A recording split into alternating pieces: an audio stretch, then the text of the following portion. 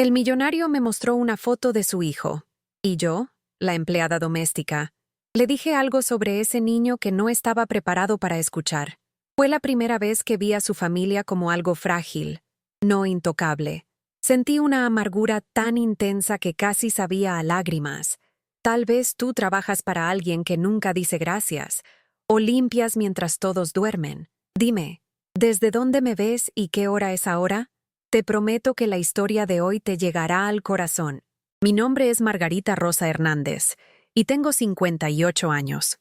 Durante 7 largos años, fui la mujer invisible en un penthouse de la colonia Polanco que vale más de lo que la mayoría de la gente ve en toda la vida. Cada mañana a las 5:30 me colaba por la entrada de servicio de esta torre de cristal en Masaryk, subía en el elevador de carga al piso 32 y entraba a un mundo que brillaba con mármol, cristal e indiferencia fría. La familia Mendoza es dueña de esta fortaleza en el cielo. Don Eduardo Mendoza hizo su fortuna invirtiendo en la bolsa de valores, construyendo un vasto imperio que abarca desde bienes raíces hasta criptomonedas. Había tanto dinero involucrado que parte de él se mantenía en bitcoins, riqueza digital en pantallas que jamás pude entender. Su patrimonio parecía infinito, medido no solo en pesos, sino en el poder de hacer que gente como yo desaparezca con un movimiento de sus manos manicuradas. Usaba el mismo uniforme gris todos los días, el cuello almidonado deshilachado por incontables lavadas, mis manos agrietadas y manchadas por años de tallar sus pisos de mármol italiano importado. El departamento se extendía por 400 metros cuadrados, ventanales del piso al techo con vista al bosque de Chapultepec, habitaciones tan prístinas que parecían más exposiciones de museo que lugares donde vive gente real. Me movía por esos espacios como un fantasma, mis zapatos de suela suaves silenciosos sobre las superficies pulidas, cuidando nunca perturbar la simetría perfecta de su vida cuidadosamente curada.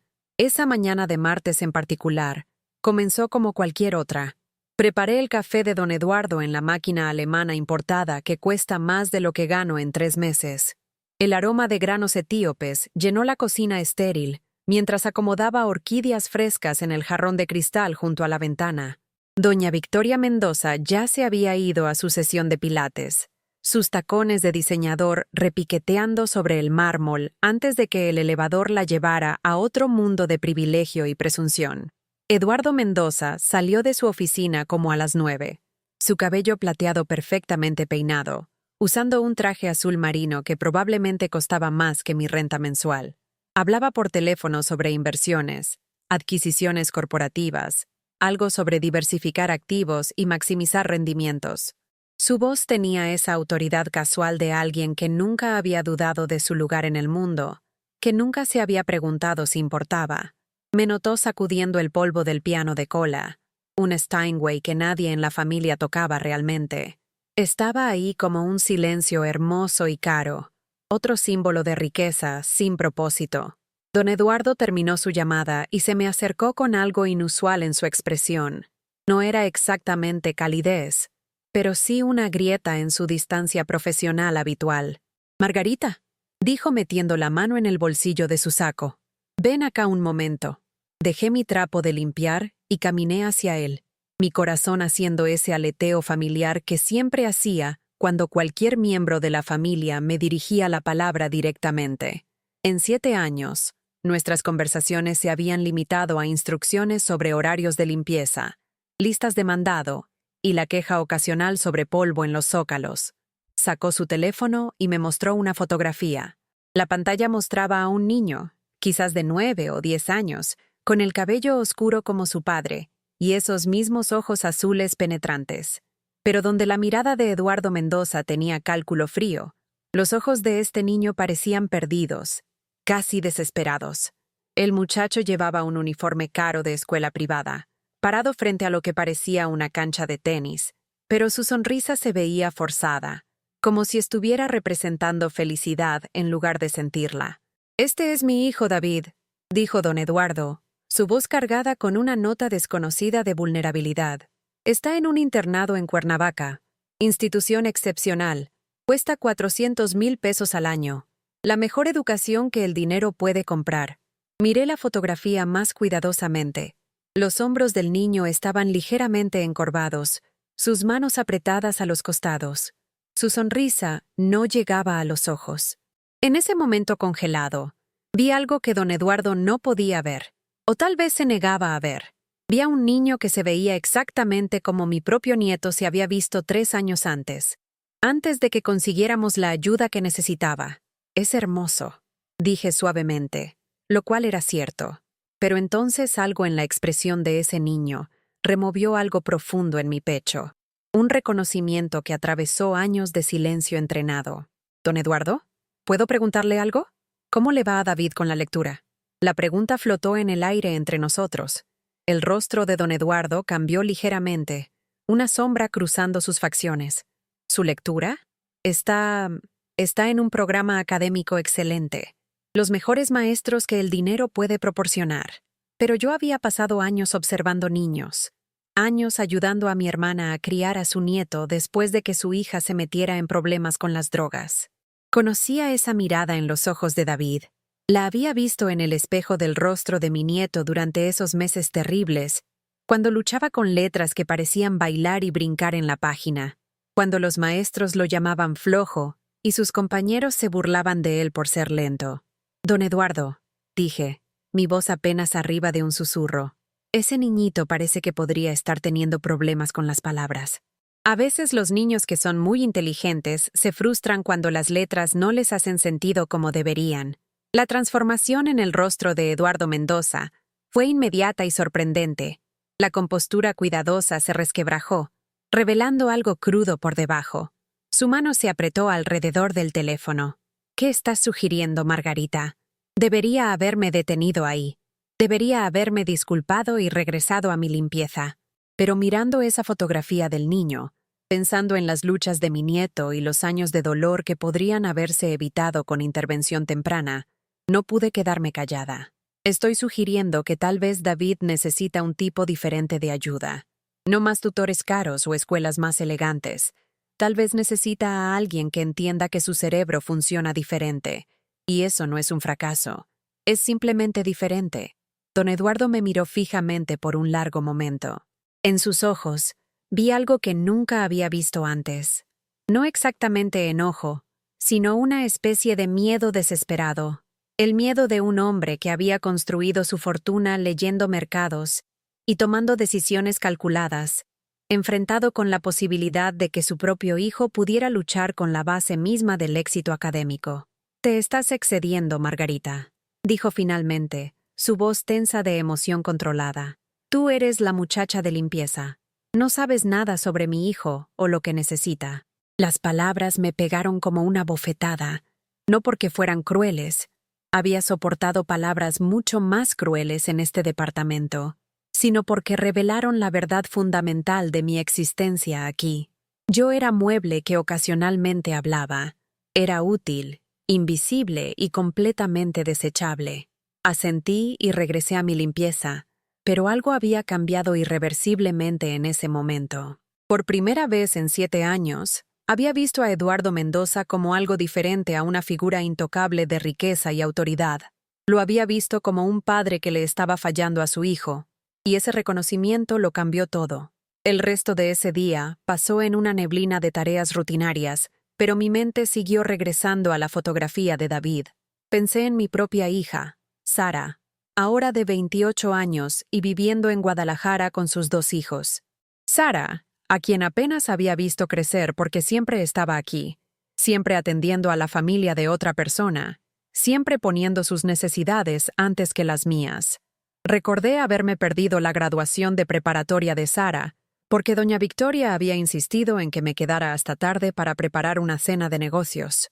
Recordé las llamadas de los maestros de Sara que no podía contestar porque estaba puliendo plata o preparando comidas elaboradas para los socios comerciales de los Mendoza. Recordé la culpa que me carcomía cada noche al quedarme dormida en mi pequeño cuarto al fondo del departamento, sabiendo que mi hija se estaba criando sola mientras yo criaba a la familia de otra persona. Esa noche, mientras me preparaba para irme, me encontré parada frente al retrato familiar que dominaba la pared del salón. Eduardo y Victoria Mendoza posaban con sonrisas perfectas, sus activos e inversiones reflejados en cada detalle caro de la fotografía. David no estaba en este retrato. Había sido tomado antes de su nacimiento, o tal vez él había estado en el internado, ya enviado lejos de las realidades desordenadas de la vida familiar. Estudié el rostro de Victoria en el retrato, recordando a la mujer que me había contratado hace 7 años. Había sido diferente entonces, o tal vez yo había estado más esperanzada. Había hablado sobre querer a alguien confiable, alguien que pudiera ayudar a manejar sus vidas ocupadas. Había prometido compensación justa, respeto y la posibilidad de ser tratada como parte de la familia. Qué hermosa mentira había resultado ser eso. Los primeros años habían estado llenos de pequeños compromisos que parecían razonables en su momento. Trabajar tarde cuando tenían cenas de negocios, cubrir responsabilidades adicionales cuando su ama de llaves anterior renunció, aceptar pagos retrasados cuando las inversiones de don Eduardo estaban amarradas. Cada concesión había parecido menor, pero juntas habían construido una prisión de expectativas y obligación. Pensé en mi cuenta bancaria, que nunca había logrado crecer más allá de unos cuantos miles de pesos, a pesar de 7 años de trabajo constante. Cada vez que había tratado de ahorrar dinero, surgía alguna crisis. Las cuentas médicas de mi hermana, los gastos universitarios de mi hija, los costos del funeral de mi propia madre hace 2 años. Los Mendoza habían sido comprensivos sobre estas emergencias, incluso generosos con adelantos y pequeños préstamos. Pero de alguna manera, nunca parecía salir adelante de la deuda y obligación que me mantenía atada a su mundo. Mi teléfono vibró con un mensaje de Sara. «Mamá, ¿puedes llamar esta noche? Emma tiene un recital mañana y pregunta si su abuelita va a estar ahí». Emma, mi nieta de 6 años, que apenas me conocía porque siempre estaba aquí, siempre disponible para los Mendoza, pero nunca disponible para mi propia familia. Escribí de vuelta. «Trabajando tarde otra vez, corazón. Dale mi amor a Emma». La mentira salió tan fácilmente ahora. No estaba trabajando tarde. Simplemente estaba atrapada por el peso de años de pequeños sacrificios que se habían acumulado en una montaña de resentimiento y agotamiento. Caminé por el departamento una vez más, verificando que todo estuviera perfecto para mañana, que cada superficie brillara y cada detalle cumpliera con los estándares exigentes de los Mendoza. Mientras me preparaba para dormir en mi cuarto pequeño, vi mi reflejo en el espejo sobre la cómoda. 58 años, el cabello más gris que castaño ahora, líneas alrededor de los ojos que hablaban de años entrecerrando los ojos ante los desórdenes de otras personas. ¿Cuándo me había vuelto tan invisible? Incluso para mí misma. Pensé en la fotografía de David otra vez, sobre la mirada desesperada en sus ojos jóvenes. Mañana, decidí, investigaría sobre diferencias de aprendizaje en la computadora de la biblioteca local. No porque Eduardo Mendoza me lo hubiera pedido. Había dejado claro que mi opinión no era ni deseada ni valorada, sino porque en algún lugar de esta ciudad había un niñito que necesitaba un defensor, aunque ese defensor fuera solo una mujer que limpiaba el departamento de su padre. Me tapé con la manta delgada hasta el mentón y miré el techo. Por primera vez en años, me permití imaginar una vida diferente. ¿Qué pasaría si no estuviera aquí mañana en la mañana a las 5:30? ¿Qué pasaría si no apareciera con el café etíope y las orquídeas frescas? ¿Qué pasaría si Margarita Rosa Hernández, la mujer invisible, simplemente desapareciera? El pensamiento era aterrador y emocionante en igual medida. Pero mientras el sueño finalmente me vencía, me aferré a él como una llama pequeña en la oscuridad, una posibilidad que se sentía tanto imposible como inevitable. La mañana siguiente trajo una interrupción inesperada a nuestra rutina cuidadosamente orquestada. Doña Victoria Mendoza había regresado temprano de su viaje de negocios a Los Ángeles, donde había estado reuniéndose con diseñadores de interiores sobre su nueva propiedad en Valle de Bravo. La inversión en criptomonedas había dado frutos generosamente, y estaban expandiendo su cartera inmobiliaria con el tipo de confianza casual que viene de tener más dinero del que sabes cómo gastar. Escuché sus tacones repiqueteando por la entrada de mármol antes de las 7 de la mañana, su voz aguda con irritación mientras hablaba por teléfono con alguien sobre entregas retrasadas y contratistas incompetentes. Victoria Mendoza era una mujer que medía su valor en la perfección de su entorno, y cualquier desviación de su visión se sentía como un ataque personal. «Margarita», gritó, su voz resonando por el departamento. «Margarita, ¿dónde estás?» Salí de la cocina donde había estado preparando el desayuno de don Eduardo, mis manos aún húmedas de lavar los cristales caros que habían dejado regados por la sala la noche anterior. Victoria estaba parada en el centro del cuarto como un sistema de tormenta, su cabello rubio perfectamente peinado a pesar del vuelo temprano, sus maletas de diseñador abandonadas junto al elevador. «El departamento es un desastre», anunció, gesticulando vagamente hacia los alrededores que se veían impecables para cualquier persona razonable. «Puedo ver polvo en los marcos de los cuadros, y alguien dejó manchas de agua en los accesorios del baño. Te he dicho una docena de veces que la atención al detalle es lo que separa el servicio aceptable del servicio excepcional». Asentí, tragándome las palabras que querían salirse de mi garganta. El departamento estaba inmaculado.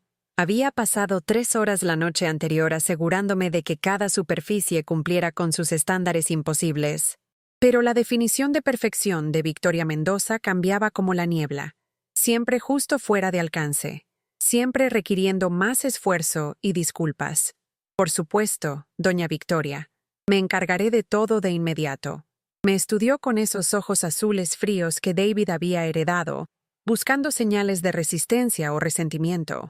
Al no encontrar ninguna, había aprendido a controlar mi expresión años atrás. Se suavizó ligeramente. «Sé que trabajas duro, Margarita. Es solo que tenemos estándares muy altos, y mantener este estilo de vida requiere que todos estén en su mejor momento». Hizo una pausa, su voz tomando ese tono condescendiente que había llegado a temer. «Tienes suerte de ser parte de una familia tan exitosa. La experiencia que estás ganando aquí, las conexiones que estás haciendo, estas son oportunidades que la mayoría de la gente en tu posición nunca tiene. Suerte». La palabra se asentó en mi estómago como una piedra. Con suerte de trabajar 70 horas a la semana por salarios que apenas cubrían mis gastos básicos. Con suerte de perderme los hitos de mi propia familia para atender a sus obligaciones sociales. Con suerte de tragarme mi orgullo y mi inteligencia y mis décadas de experiencia de vida para que ellos se pudieran sentir importantes. Entiendo, doña Victoria. Me aseguraré de que todo cumpla con sus expectativas. La mañana pasó en una neblina de volver a limpiar superficies ya limpias, pulir accesorios que habían sido pulidos el día anterior, y escuchar el comentario de Victoria sobre varios fracasos domésticos que existían principalmente en su imaginación. Para el mediodía, me dolía la espalda de inclinarme sobre las tinas y tenía las manos en carne viva de los químicos ásperos que insistía que usara en las superficies de mármol. Fue mientras estaba reorganizando el vestidor, un ritual semanal que Victoria decía que era necesario, pero que parecía diseñado principalmente para recordarme del vasto abismo entre nuestras circunstancias, que escuché una conversación telefónica que lo cambiaría todo. Victoria estaba hablando con su hermana, Carolina, que vivía en un penthouse similar al otro lado de la ciudad. La conversación se filtró por la puerta abierta del dormitorio. El tipo de crueldad casual que las mujeres ricas a menudo confunden con honestidad. «No, David no va a venir a casa para las vacaciones de Navidad este año», estaba diciendo Victoria, su voz cargada con esa alegría quebradiza que usaba cuando discutía temas difíciles. «La escuela recomendó que se quede para tutoría adicional. Aparentemente, ha estado luchando con algunos desafíos académicos». Hubo una pausa, y pude imaginar la respuesta de Carolina del otro lado de la línea. «Ay, ya sabes cómo son estas escuelas de élite», continuó Victoria. «¿Tienen estándares tan altos? Eduardo piensa que es solo cuestión de aplicar la presión correcta, encontrar los incentivos correctos. Ya aumentamos su domingo, y le prometimos ese nuevo sistema de videojuegos si mejoran sus calificaciones». Otra pausa, más larga esta vez. «¿Discapacidad de aprendizaje?» La risa de Victoria fue aguda, defensiva. «Carolina, por favor, David es increíblemente inteligente. Sus exámenes de IQ lo prueban.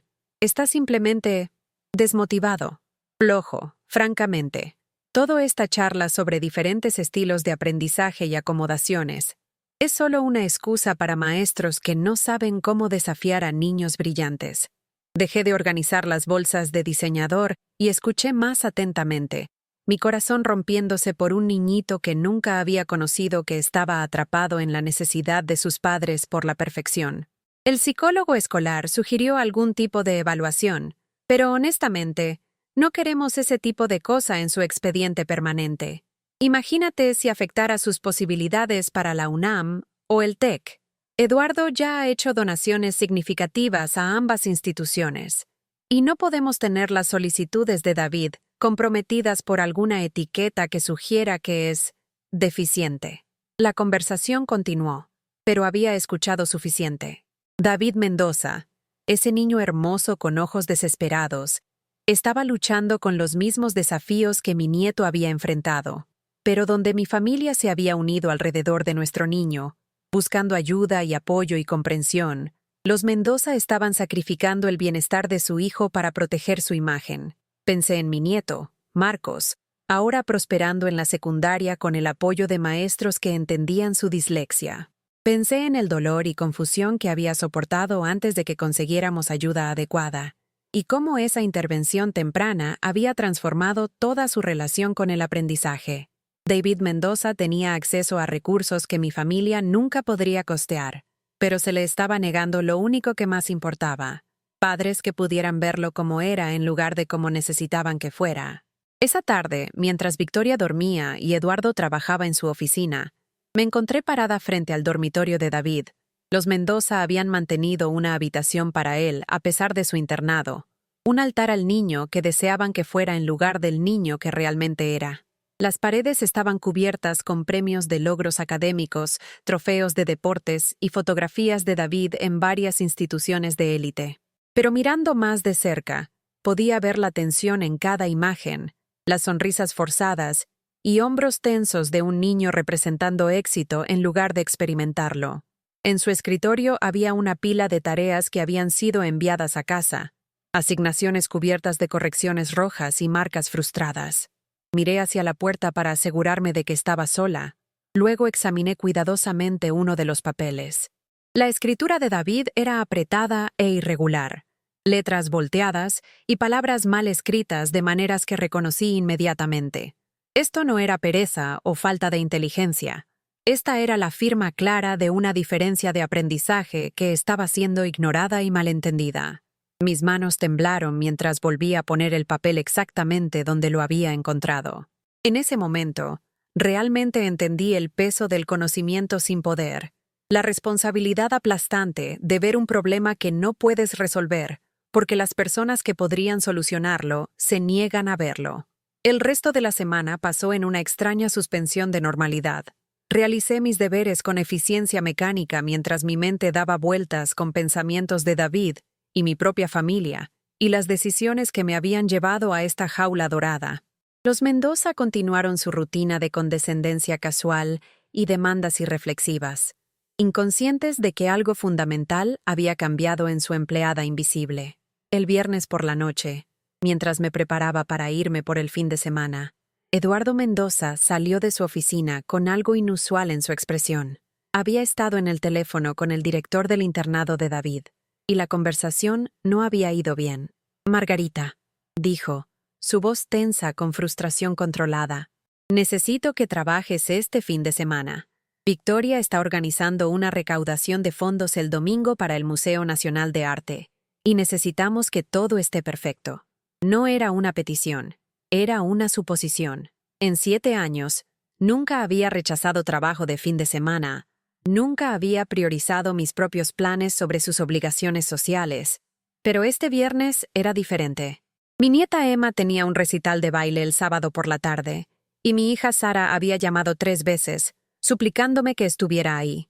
«Don Eduardo», dije cuidadosamente, «ya había hecho planes para visitar a mi familia este fin de semana. Mi nieta tiene una presentación, y no las he visto en más de 2 meses». Sus cejas se alzaron ligeramente, como si hubiera hablado en un idioma extranjero. ¿Tu familia? Margarita, esta recaudación de fondos es increíblemente importante. Esperamos donantes importantes, inversionistas potenciales. El departamento necesita estar absolutamente impecable y Victoria necesitará ayuda con los preparativos del catering. Entiendo que el evento es importante, repliqué, mi voz más firme de lo que me sentía. Pero esta es la primera vez en meses que tengo planes con mi propia familia. Seguramente el departamento puede pasar un día sin... ¿Sin qué?, interrumpió Eduardo, su voz endureciéndose. ¿Sin el nivel de cuidado que te pagamos para proporcionar? Margarita, creo que estás olvidando tu posición aquí. Hemos sido muy generosos contigo a lo largo de los años, muy comprensivos sobre tus problemas personales. Pero este es tu trabajo, y nuestras necesidades vienen primero. Las palabras me pegaron como agua helada. Problemas personales. Como si la vida de mi hija, los hitos de mi nieta, mi propia necesidad de descanso y conexión, fueran meramente inconvenientes que tolerar cuando no interferían con las prioridades de los Mendoza. Pensé en la cara de Emma cuando le había prometido estar en su recital. Pensé en la decepción de Sara cada vez que había elegido las necesidades de los Mendoza sobre nuestra familia. Pensé en 7 años de orgullo tragado y sueños diferidos, y la erosión lenta de mi propio sentido de valor. Trabajaré el domingo para la recaudación, dije finalmente, pero el sábado es mi día con mi familia. Eduardo Mendoza me miró como si lo hubiera abofeteado. En 7 años, nunca había trazado una línea, nunca había insistido en nada para mí misma. La dinámica entre nosotros había sido tan firmemente establecida que mi afirmación moderada se sentía como una revolución. Discutiremos esto el lunes, dijo fríamente. Que tengas buen fin de semana, Margarita. Pero su tono sugería que la discusión del lunes no me iría bien. Mientras recogía mi abrigo y bolsa, sentí los primeros movimientos de algo que había estado dormido por demasiado tiempo. No solo enojo, sino un reconocimiento de mi propio poder. El poder de decir no, el poder de elegir. El poder de desaparecer de sus vidas tan completamente como ellos me habían hecho desaparecer de la mía. Ese sábado, me senté en un auditorio de secundaria en Guadalajara, viendo a mi nieta Emma girar por el escenario en una nube de tul rosa. No era la bailarina más talentosa del grupo, y su vestuario claramente no era tan caro como algunos de los otros, pero su rostro resplandecía con pura alegría mientras se movía al ritmo de la música. Después de la presentación, corrió hacia mí con los brazos abiertos, su rostro encendido de emoción. «¡Abuelita! ¿Me viste? ¿Viste mis piruetas?» La abracé fuerte, respirando el aroma del spray para el cabello y la felicidad infantil. «Estuviste absolutamente hermosa, corazón. Vi cada paso. Sara estaba junto a nosotras, sus ojos brillantes con lágrimas. Mamá, gracias por estar aquí. Significa todo para Emma. Significa todo para mí». Fuimos por helado después, solo nosotras 3, sentándonos en una heladería pequeña que no se parecía en nada a los restaurantes elegantes que frecuentaban los Mendoza. Emma platicó sobre su clase de baile y sus amigas y su próxima obra escolar, y escuché con el tipo de atención que había estado dando a las prioridades de otras personas por demasiado tiempo. «Abuelita», dijo Emma de repente, helado de chocolate embarrado en su barbilla, «¿por qué no vives más cerca de nosotras?» La abuelita de Samantha la recoge de la escuela a veces y la ayuda con sus proyectos de ciencias. La pregunta me atravesó como una navaja. ¿Cómo podía explicar que había estado tan ocupada cuidando a extraños, que había olvidado cómo cuidar a mi propia familia?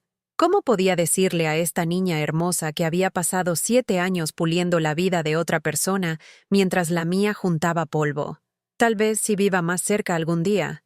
Me escuché decir, ¿te gustaría eso?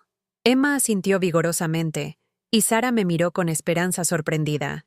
En ese momento, sentada en una heladería sencilla con mi hija y nieta, me sentí más valorada y apreciada de lo que me había sentido en años de regalos caros y reconocimientos fríos de los Mendoza. La recaudación de fondos del domingo pasó en una neblina de preparaciones elaboradas y actuación social. El departamento Mendoza se transformó en un escaparate de riqueza y sofisticación cultural. lleno de la élite de la Ciudad de México discutiendo sus últimas adquisiciones y emprendimientos caritativos. Me moví por la multitud como un fantasma, rellenando copas y limpiando platos, invisible a pesar de ser esencial. Observé a Victoria Mendoza dominar la conversación cerca del piano Steinway, discutiendo sus últimas compras de arte y los desafíos de mantener múltiples casas.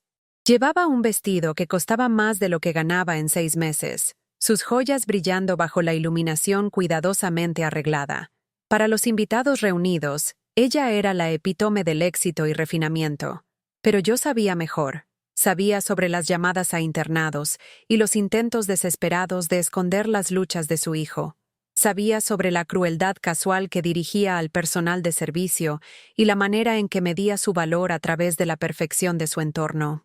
Sabía que debajo del exterior pulido yacían las mismas inseguridades y miedos que afligían a todos los demás, solo envueltas en ropa de diseñador y defendidas con privilegio heredado.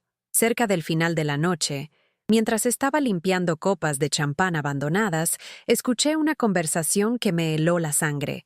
Eduardo Mendoza estaba hablando con un socio comercial potencial sobre sus estrategias de inversión, su voz cargada con esa arrogancia casual que venía con riqueza heredada. La clave para manejar personal doméstico, estaba diciendo, es recordar que son fácilmente reemplazables. Las trabajadoras domésticas, especialmente mujeres de cierta edad, no tienen muchas opciones. Saben que tienen suerte de tener trabajo estable, así que no hacen demandas irrazonables. Su compañero de conversación, un hombre más joven con un reloj caro, asintió pensativamente. ¿Qué hay de aumentos, beneficios, ese tipo de cosas? Eduardo se rió, el sonido agudo y desdeñoso. Por favor, esta gente no entiende planeación financiera compleja. Viven de quincena en quincena por elección, no por circunstancia. Un aguinaldo pequeño y algo de ropa usada de mi esposa, y se sienten apreciadas. Es bastante costo efectivo en realidad.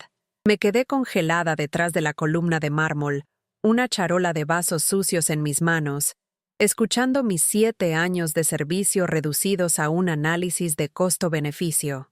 En ese momento, entendí con perfecta claridad que nunca había sido una persona en esta casa.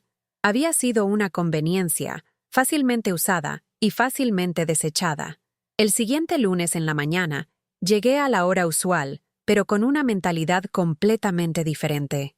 Mis movimientos por el departamento fueron mecánicos, automáticos, mientras mi mente trabajaba a través de posibilidades y cálculos.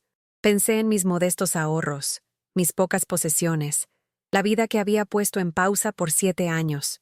Eduardo Mendoza salió de su oficina como a las 9, su expresión severa con confrontación anticipada. Margarita, necesitamos discutir la conversación del viernes. Tu actitud ha sido inaceptable. Dejé mis útiles de limpieza y lo enfrenté directamente, algo que rara vez había hecho en todos nuestros años juntos. Don Eduardo, he estado pensando sobre nuestro arreglo. Parpadeó, claramente sorprendido por mi tono calmado. ¿Nuestro arreglo? Sí. 7 años de mi vida, don Eduardo. 7 años de semanas de 60 horas. Días festivos perdidos con mi familia. Planes cancelados, pagos retrasados, 7 años de ser tratada como mueble que ocasionalmente necesita alimentación. Su rostro se oscureció. Margarita, estás siendo dramática. Hemos sido patrones generosos. Te hemos proporcionado trabajo estable, seguro médico. Incluso te hemos dado adelantos cuando necesitabas dinero para emergencias familiares. ¿Generosos? La palabra salió más aguda de lo que pretendía. Don Eduardo, usted me paga por debajo del precio de mercado por un trabajo que requiere las habilidades de 3 personas diferentes. Su esposa me habla como si fuera una niña, y ambos han dejado claro que mi vida personal es un inconveniente que manejar en lugar de una prioridad que respetar. Se enderezó a su altura completa, su postura irradiando el tipo de autoridad que venía de nunca haberla cuestionado. Creo que estás olvidándote de ti misma, Margarita. Si no estás contenta con tu posición aquí, hay miles de mujeres que estarían agradecidas por esta oportunidad. Entonces tal vez debería contratar a una de ellas. Las palabras flotaron en el aire entre nosotros, impactantes en su finalidad. El rostro de Eduardo Mendoza pasó por varias expresiones: sorpresa, enojo, cálculo, antes de asentarse en desdeño frío. Muy bien. Considera esto tu aviso de 2 semanas. Te pagaremos hasta final de mes. Y proporcionaré una referencia que reconozca tus años de servicio. Eso no será necesario, repliqué, ya desatándome el delantal. Renuncio inmediatamente. Su próxima empleada debería saber algo que tal vez no le haya mencionado. Su hijo David tiene dislexia, e ignorarlo no va a hacer que desaparezca. Ese niño hermoso e inteligente necesita ayuda, no presión. Necesita padres que lo vean como es, no como desean que fuera. El rostro de Eduardo Mendoza se puso blanco. No tienes derecho a comentar sobre mi familia o mi hijo. Solo eres la muchacha de limpieza. Doblé mi delantal cuidadosamente y lo coloqué en la barra de la cocina. No, don Eduardo. Nunca fui solo la muchacha de limpieza. Era una mujer con 40 años de experiencia de vida, una madre que crió una hija, una abuela que ha ayudado a un niño a superar desafíos de aprendizaje.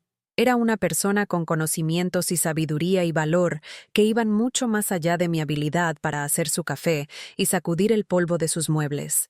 Recogí mis pocas pertenencias personales: un suéter que Sara me había dado, una fotografía de Emma, la bolsa barata que contenía toda mi vida fuera de estas paredes. Espero que su hijo consiga la ayuda que necesita. Y espero que algún día se dé cuenta de que las personas que le sirven son seres humanos con sus propios sueños y dignidad. Mientras caminaba hacia el elevador de servicio, Eduardo Mendoza me gritó, su voz tensa con algo que podría haber sido pánico. Margarita, espera. No seamos precipitados. Tal vez podamos discutir un aumento, algunos beneficios adicionales. Pero no me di vuelta. Las puertas del elevador se abrieron y entré, sintiéndome más ligera de lo que me había sentido en 7 años. Mientras el elevador descendía hacia la planta baja, vi mi reflejo en las puertas pulidas. Por primera vez en más tiempo del que podía recordar, parecía alguien que importaba. Los siguientes días pasaron en una extraña suspensión de libertad y terror. Me quedé con mi hermana en Xochimilco, durmiendo en su sofá y tratando de descifrar qué vendría después. A los 58, con 7 años de empleo que difícilmente podrían llamarse una carrera, mis opciones se sentían limitadas y aterradoras. Pero algo inesperado sucedió durante esos días inciertos. La noticia se extendió a través de la red de trabajadoras domésticas, una telaraña invisible de mujeres que limpiaban y cocinaban y cuidaban a las familias ricas de la Ciudad de México, sobre lo que había hecho. La historia creció al contarse, pero en su núcleo había algo que resonaba con mujeres que habían pasado años tragándose su orgullo y sus voces. María, que trabajaba para una familia en Las Lomas, me llamó para contarme sobre una posición con un señor mayor amable que necesitaba ayuda organizando las pertenencias de su difunta esposa. No es rico como los Mendoza, dijo, pero es decente. Dice por favor y gracias, y paga a tiempo. Carmen, que limpiaba para una familia joven en la Roma Norte, mencionó que sus patrones estaban buscando a alguien para ayudar con el cuidado de niños. Ambos trabajan horarios locos, pero entienden sobre la familia. La madre me pidió encontrar a alguien que pudiera amar a sus hijos, no solo vigilarlos. Lentamente, comencé a entender que mis años con los Mendoza, dolorosos como habían sido, me habían enseñado habilidades valiosas. No solo limpiar y organizar, sino la habilidad de anticipar necesidades, trabajar independientemente, manejar sistemas domésticos complejos. Había aprendido a atender cenas elaboradas, coordinar con proveedores de servicios, mantener mobiliario y equipo caro. Más importante, había aprendido a ver familias, realmente verlas, notar cuando un niño estaba luchando, cuando un matrimonio estaba tenso, cuando alguien necesitaba amabilidad en lugar de crítica. Los Mendoza nunca habían valorado este conocimiento, pero otras familias podrían. 3 semanas después de dejar el penthouse, encontré trabajo con Elena Ramírez, una viuda de 80 años, que vivía en una casa en la colonia Roma Sur. Los hijos adultos de Elena me habían contratado para ayudarla a mantener su independencia mientras se aseguraban de que recibiera el cuidado y compañía apropiados. El contraste con mi posición anterior fue inmediato e impactante. Elena me recibió en la puerta en mi primer día, dándome la mano e invitándome a sentarme con ella para té mientras discutíamos expectativas y límites. Preguntó sobre mi familia, escuchó historias sobre los recitales de baile de Emma y expresó interés genuino en mi vida más allá de su empleo. «No necesito una sirvienta», explicó Elena, su voz aún fuerte a pesar de sus años. «Necesito una compañera, alguien que pueda ayudarme a manejar esta casa sin apoderarse de mi vida. Quiero seguir siendo Elena Ramírez, no convertirme en el caso de caridad de alguien». Trabajar para Elena era como pisar la luz del sol después de años en la sombra. Valoraba mis opiniones, respetaba mi tiempo y me trataba como socia igualitaria en mantener su hogar y su independencia. Cuando mencioné los desafíos de aprendizaje de David Mendoza durante una de nuestras conversaciones de la tarde, Elena escuchó con el tipo de atención que los Mendoza nunca habían dado a mis conocimientos. «¿Sabes?», dijo Elena pensativamente. «Mi difunto esposo luchó con dislexia toda su vida.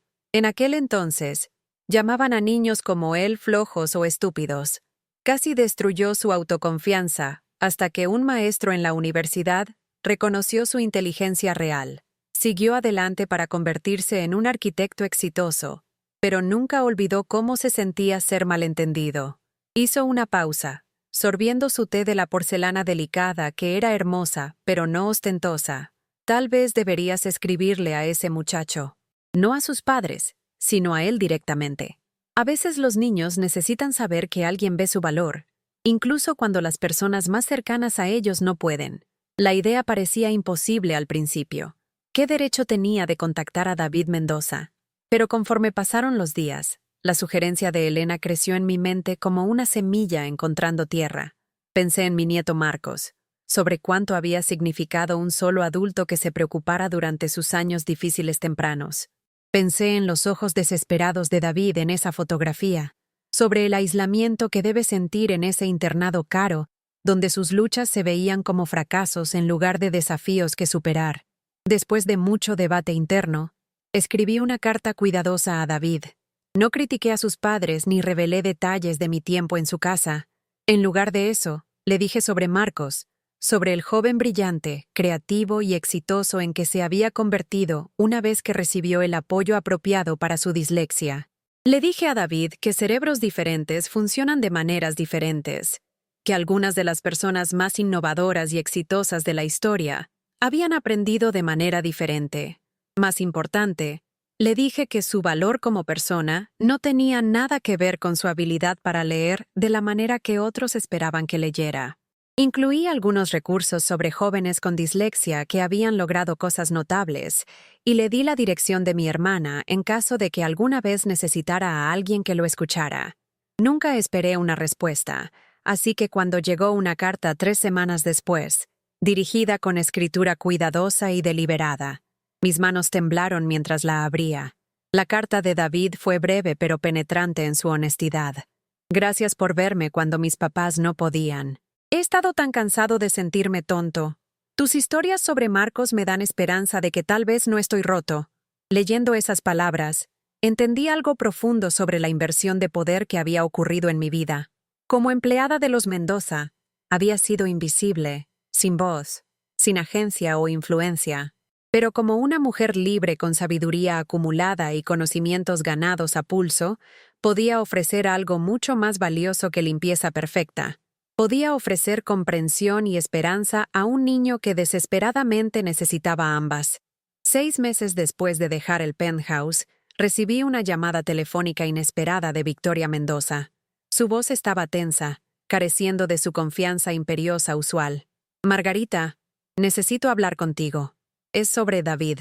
Nos encontramos en un pequeño café en la colonia Roma, territorio neutral donde ninguna de nosotras tenía ventaja. Victoria se veía mayor, su compostura perfecta agrietada por meses de lucha con las dificultades académicas de su hijo. La ropa costosa y el maquillaje impecable permanecían, pero por debajo podía ver el miedo y confusión de una madre enfrentando desafíos que el dinero no podía resolver. «La escuela está amenazando con expulsar a David», dijo sin preámbulos.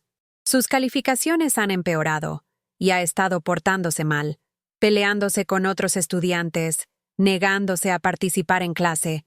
El director dice que necesita intervención intensiva que ellos no están equipados para proporcionar.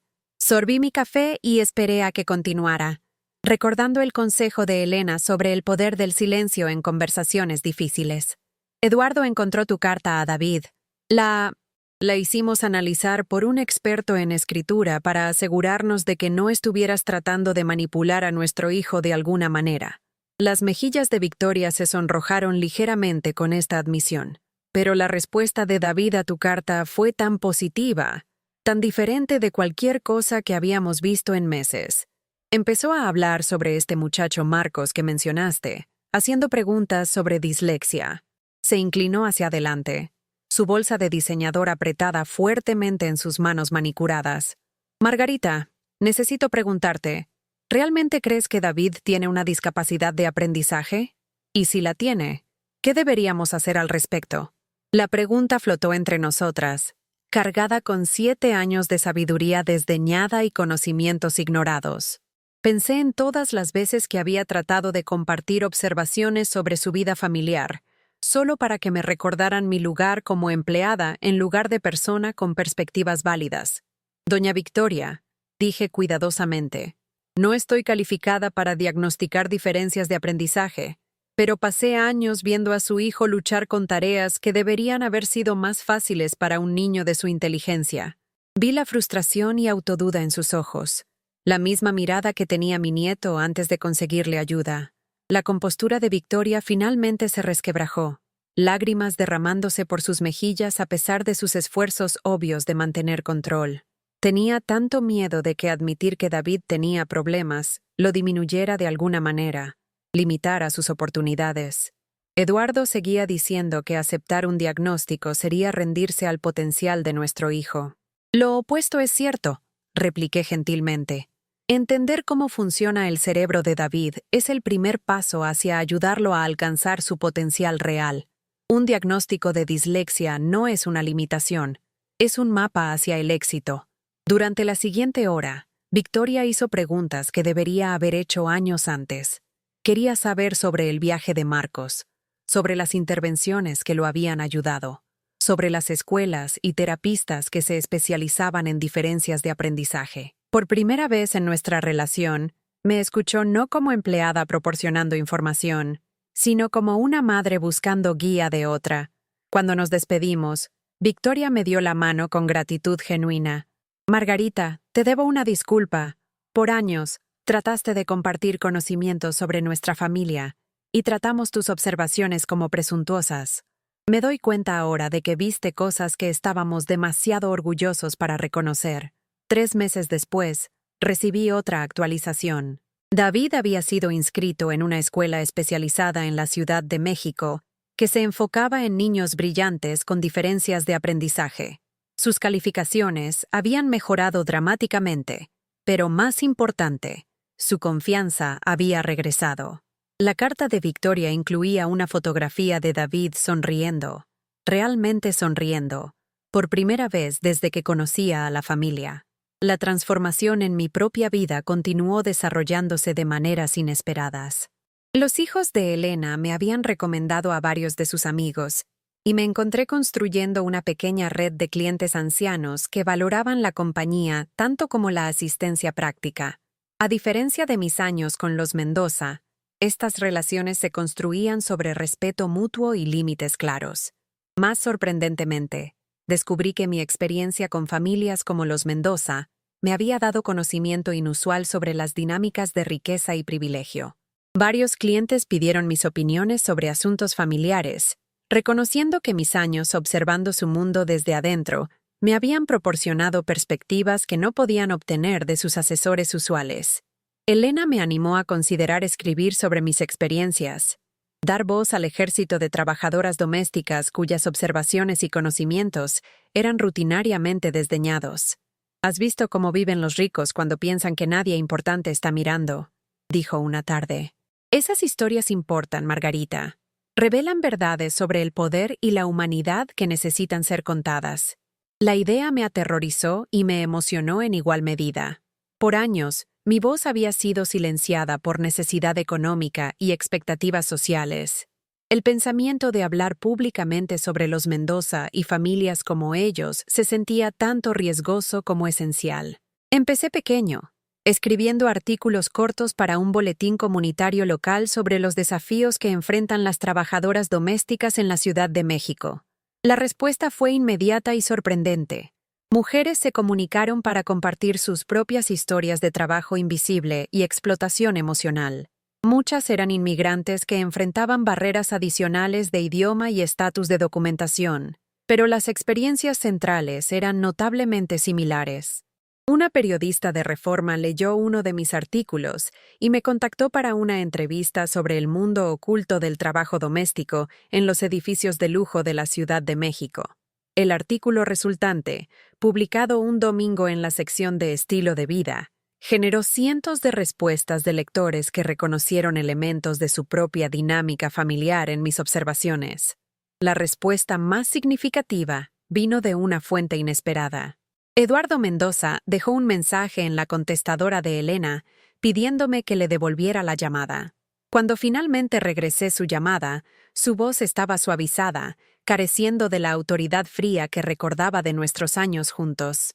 Margarita, leí tu artículo en Reforma. Quería llamar y... disculparme. Y agradecerte. Hizo una pausa, y pude escuchar algo que podría haber sido vergüenza en el silencio. David está prosperando en su nueva escuela. La transformación ha sido notable. Me doy cuenta ahora de que estuviste tratando de ayudarnos por años, y fuimos demasiado arrogantes para escuchar. Continuó explicando que el éxito de David había forzado a él y Victoria a examinar otros aspectos de sus relaciones, particularmente con las personas que servían a su hogar. Habían aumentado salarios para su personal restante, instituido revisiones de desempeño regulares que incluían comentarios de empleados, y comenzado a tratar a las trabajadoras domésticas como profesionales capacitadas en lugar de sirvientas intercambiables. No puedo deshacer las maneras en que te tratamos, dijo Eduardo finalmente, pero quiero que sepas que tu valor al hablar cambió nuestra familia. David es feliz por primera vez en años, y Victoria y yo estamos aprendiendo a ser mejores padres y patrones. La disculpa significó más de lo que había esperado, no porque borrara 7 años de falta de respeto casual y explotación emocional, sino porque reconocía que mis conocimientos y observaciones habían tenido valor todo el tiempo. Los Mendoza finalmente me habían reconocido como una persona cuyos pensamientos y sentimientos importaban, incluso si ese reconocimiento llegaba demasiado tarde para reparar nuestra relación. Un año después de dejar el penthouse, me encontré en una posición que nunca había imaginado posible. Las referencias de Elena habían llevado a trabajo de consultoría con familias que querían mejorar sus relaciones con el personal doméstico. Los ricos de la Ciudad de México, motivados por culpa, preocupación genuina o simple pragmatismo, comenzaron a pagarme para ayudarlos a entender las perspectivas y necesidades de sus empleadas domésticas. La ironía no se me perdía. Ahora estaba ganando más dinero en unas horas de consultoría de lo que había ganado en semanas de limpieza real. Pero la satisfacción real venía de saber que mis experiencias, dolorosas como habían sido, estaban ayudando a otras mujeres a evitar el tipo de explotación emocional que había soportado. Mi relación con mi propia familia se profundizó mientras reconstruía las conexiones que 7 años de prioridades mal colocadas habían dañado. Sara y yo hablábamos cada pocos días, y me quedaba con su familia cada 2 fines de semana, presente para los recitales de baile de Emma, obras escolares y momentos cotidianos ordinarios que había extrañado por demasiado tiempo. Emma, ahora de 7 años, se había acostumbrado a mi presencia en su vida. Compartía sus sueños y preocupaciones con el tipo de confianza abierta entre miembros de la familia que había olvidado que podía existir. Cuando luchó con la lectura en primer grado, estuve ahí para proporcionar el apoyo paciente y estímulo que la ayudó a superar dificultades temporales. «Abuelita Margarita», dijo una noche mientras la ayudaba a practicar palabras de vista, «mi maestra dice que el cerebro de todos funciona diferente, Y eso es lo que hace especial a la gente. ¿Es cierto? Pensé en David Mendoza, ahora prosperando en su escuela especializada, y en Marcos, que había seguido adelante para destacar en preparatoria, a pesar de sus luchas tempranas con dislexia. Pensé en todos los niños cuyo potencial había sido desdeñado u olvidado porque aprendían diferente de lo esperado. Es absolutamente cierto, corazón. La gente más interesante y creativa son a menudo los que ven el mundo de su propia manera especial. Emma sonrió y regresó a su práctica, confiada en su habilidad para dominar cualquier desafío que se le presentara. Viéndola, sentí la satisfacción profunda de finalmente estar presente para los momentos que más importaban. 2 años después de dejar a los Mendoza, recibí una invitación que me impactó completamente. David Mendoza, ahora de 13 años y prosperando en su escuela especializada, iba a ser honrado en una ceremonia de premios académicos. Sus padres habían solicitado específicamente que asistiera como su invitada, reconociendo mi papel en su transformación. La ceremonia se llevó a cabo en el campus de la escuela en la Ciudad de México, un hermoso edificio de cantera que irradiaba calidez y aceptación en lugar del prestigio frío de la institución anterior de David. Estudiantes, padres y maestros se reunieron en un auditorio decorado con arte creado por niños cuyos cerebros funcionaban de maneras maravillosamente diversas. Cuando David subió al escenario para aceptar su premio por mejora y perseverancia, vi un niño completamente diferente al de la fotografía de Eduardo Mendoza. Sus hombros estaban derechos, su sonrisa genuina, sus ojos brillantes con confianza y curiosidad. Habló brevemente sobre superar desafíos y encontrar fuerza en la diferencia, su voz clara y segura. Después, David se me acercó con sus padres. Era más alto ahora, su rostro comenzando a mostrar indicios del hombre que se convertiría, pero sus ojos aún tenían esa chispa de inteligencia que había reconocido años antes. «Señora Hernández», dijo, extendiendo su mano con formalidad adulta. «Gracias por verme cuando no podía verme a mí mismo. Su carta cambió mi vida». Le estreché la mano, mi garganta apretada con emoción. «David, tú cambiaste tu propia vida. Solo te ayudé a darte cuenta de que tenías la fuerza para hacerlo». Eduardo y Victoria Mendoza estaban junto a su hijo, y vi en sus rostros la misma transformación que había ocurrido en David. Habían aprendido a ver a su hijo como realmente era, y al hacerlo, habían descubierto que era mucho más notable que el hijo perfecto que habían tratado de crear. La noche concluyó con padres y estudiantes compartiendo historias sobre el viaje desde el diagnóstico hasta la aceptación, hasta la celebración. Escuché a familias que habían viajado caminos similares al de David, cada una encontrando su propia manera de abrazar la diferencia como fortaleza en lugar de limitación. Manejando a casa con Elena, quien me había acompañado a la ceremonia, reflexioné sobre la extraña ruta circular que había llevado desde esa primera conversación dolorosa sobre la fotografía de David hasta este momento de triunfo y reconciliación.